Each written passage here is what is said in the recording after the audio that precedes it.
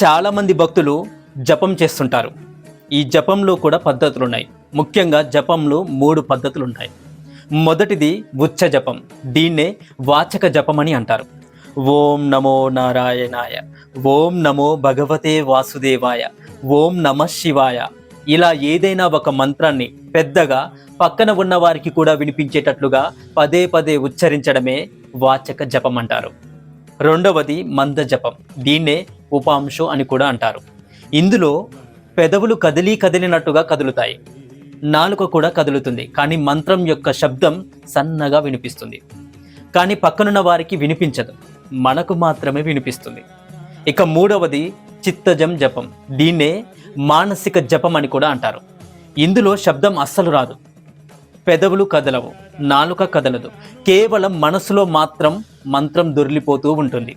వాక్కుతో చేసే ఉత్తమ జప స్తోత్రం కన్నా ఈ జపం చాలా ఉత్తమమైనది. ఒకదానికన్నా ఒకటి మంత్ర జపాలు ఉత్తమమైనవిగా మహర్షులు చెప్తుంటారు. మానసిక జపం అన్నింటికన్నా కష్ట సాధ్యమైనది. కానీ ఏకాగ్ర చిత్తంతో ఈ జప సాధన కొనసాగిస్తే మనసు పవిత్రమవుతుంది. మాంసమయమైన మన శరీరం మంత్రమయమవుతుంది. ఇలా పవిత్రత, ఏకాగ్రత కలిగిస్తుంది. కనుకనే మానసిక జపం ఎంతో శ్రేష్టమైనది అని చెప్తుంటారు. 7 సంవత్సరాలుగా జపం చేస్తున్న ఒక సాధకుడు ఒక మహర్షిని సందర్శించి, స్వామి, 7 ఏళ్లుగా జపం చేస్తున్న నాకు జపసిద్ధి కలగట్లేదు అని చెప్పాడు.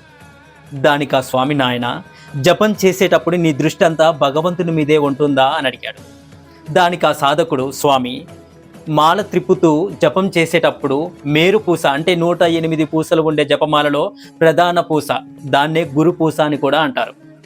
ఆ పూసను ఎక్కడ దాటిపోతానేమో అన్న భయంతో ఎల్లప్పుడూ దృష్టి మొత్తం మేరుపూస మీదే ఉంటుంది అని వివరించాడు సాధకుడు.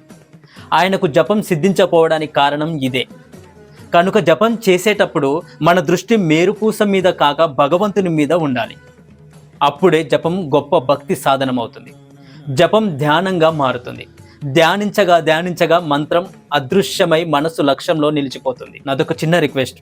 శిబి చక్రవర్తి యొక్క ధర్మ నిరతి గురించి, అతని యొక్క దానశీలత గురించి, పావురాన్ని రక్షించడం కోసం తన శరీర మాంసాన్ని దానం చేసిన ఆ గొప్ప ధర్మ నిరతి కలిగిన మహానుభావుడి గురించి మీకు తెలుసుకోవాలనిపిస్తే, శిబి చక్రవర్తి యొక్క చరిత్రను మీకు తెలుసుకోవాలనిపిస్తే, అలాగే శ్రీవారి భక్తుడైన అనంతాల్వార్ గురించి మీకు తెలుసుకోవాలనిపిస్తే లాంగ్ వీడియోస్ పెట్టాను, డిస్క్రిప్షన్లో వాటి లింక్స్ ఇస్తాను, తప్పకుండా చూడండి. ఓం నమ శివాయ.